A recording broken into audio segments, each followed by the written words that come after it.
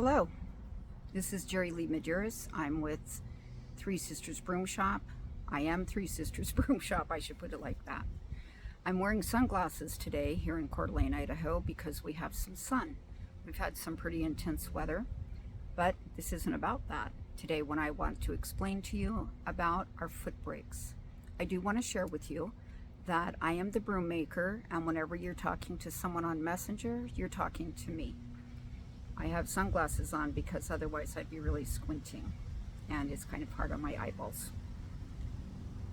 Every single broom made has some sort of a foot brake being used to hold the twine, and you apply pressure on the foot brake in order to stop the foot brake from moving and to allow you to pull really hard on the broom as you're wrapping, and then you release the pressure on the foot brake to allow yourself to pull some twine up off of that and wrap your broom.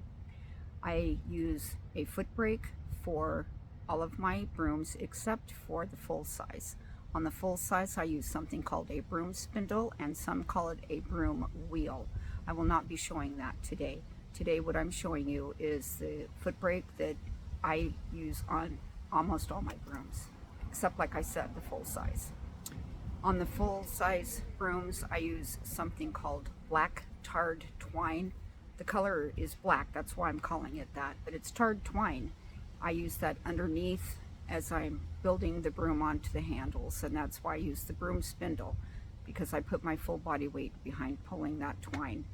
And then I use decorative twine on top, which is the nylon twine, which I'm going to explain to you where I get that and show you what it is. Almost every broom that you see from me does have the colorful nylon twine, and that's because I really like a lot of color. That's why I dye broom corn also. Okay, so when I first started making brooms, I asked the person teaching me via video about this thing called a foot brake. I didn't understand what it was or what the use was or why I needed one or what one looked like or anything. So I asked about where to get one. I didn't know. And I was told just to go get something round, and that's literally the end of the conversation. Go get something round. I was really quite clueless. So I figured it had to be, since I had to wrap twine on it, it might want to be long. So I came outside and I got a tree branch that was somewhat straight. It was pretty straight. And I used that for many brooms in the beginning until I got wise. And I went down to a home building store like Lowe's or Home Depot, and I bought an 8-foot long stick they sell them in 1-inch diameter, and then I cut it to 12 inches, and that's what this is. It's 1 inch in diameter. This is not a used foot brake. It's just one that when I was making them, this is one from that time. Usually I would round the ends with the grinder and make it pretty. I don't like to just leave things unfinished, and this to me is unfinished, but nonetheless you can use something like this. There is a challenge with this, but I used it for a very long time.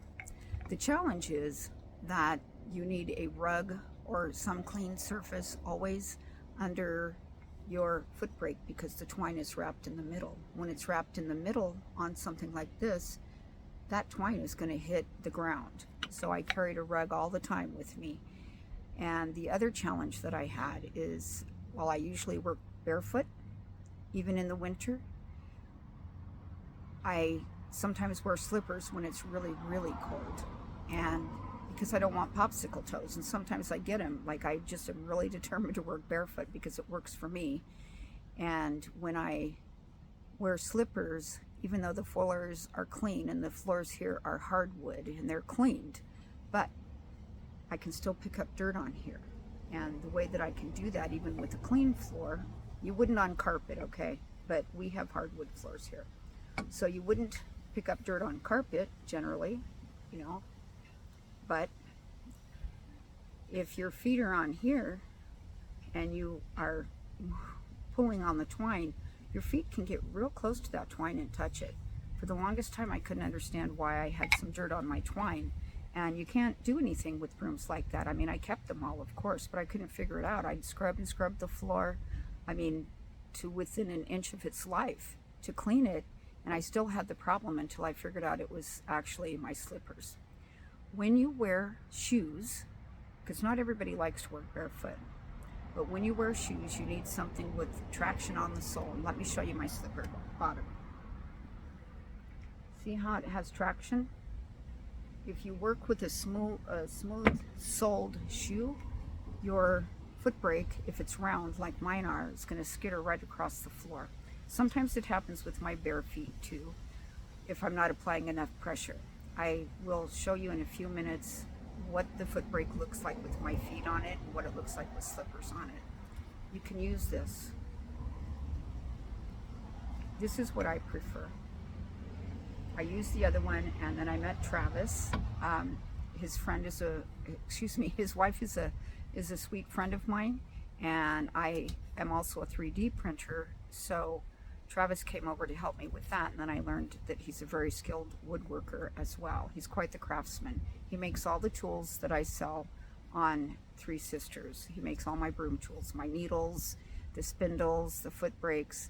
If it's the clamps, Travis does all that. So he created my vision and then took it even further, because that's what he always does. He's an artist on his own right there. But he took that and he recessed it for me so that my feet could be on either side. And slippers or not, no matter what was going on, the twine is never going to touch the floor. This thing, he's creating something. We call this the Matilda, and he's creating a winder, and that's why it has this bit on the end. And so this will sit in a cup on a board, and you'll be able to use a drill and wind these real quick. He noticed on my other Footbrakes that I had 2 holes drilled in it, and that was my idea. The reason I did that is because I thread my twine through those 2 holes, and then I wrap around it so that when I get to the very end of the Footbrake, I can still have tension while I'm pulling hard on my broom and not lose any tension when I'm wrapping that handle. And if you don't have something like that, or if you don't leave something wrapped around the tail of your twine on the Footbrake, you can lose tension real fast. And when you're working on a broom, you don't want that to happen. So I use nylon twine. I will tell you where I get it. I get it from a company called estambres.com. ESTAMBRES.com. I use La Espiga number 18. That is the diameter of the twine. And I use that. That's how, when I first started, I love color. You've probably noticed that by now. I love a lot of color. And that's why I dye the broom corn. But when I first started, all my brooms were natural because I hadn't figured out the dyeing process yet. There's not a lot of information sometimes out there, and you have to reinvent the wheel. So I reinvented it and figured it out. But before that, I used all natural broom corn, and so I brought in my color via the twine. Now I'm going to tip the camera down, and you are going to see my bare feet, and you're going to see how I do it on the Footbrake, because I want you to understand this when you're making a broom. So hang on here, and I'm going to tip.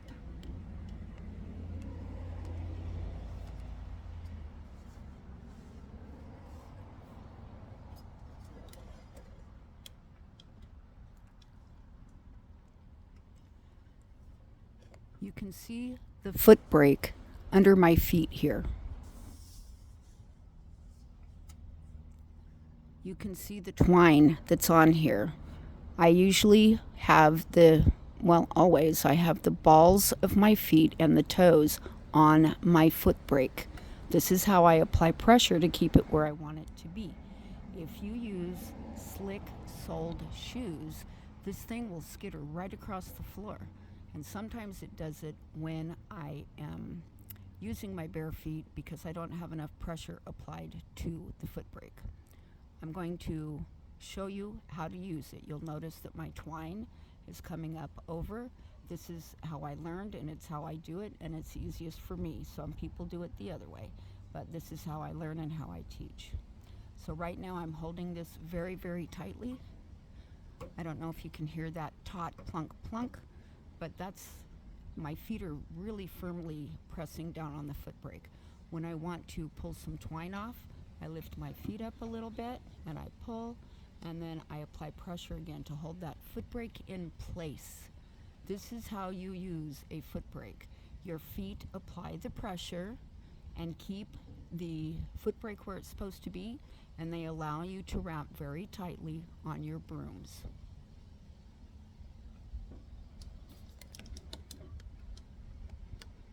I hope this has offered a bit of an explanation on how to use the foot brakes and why you need one. I am not a person who believes that you have to have exactly this and exactly that to make your brooms work. If you can find something at your house that works for you, then I recommend you use it. You know, getting into this can be a little bit pricey if you try to buy everything. And I've done it over time. I've built this business, I'm in my 4th year, and it took me a while to build it.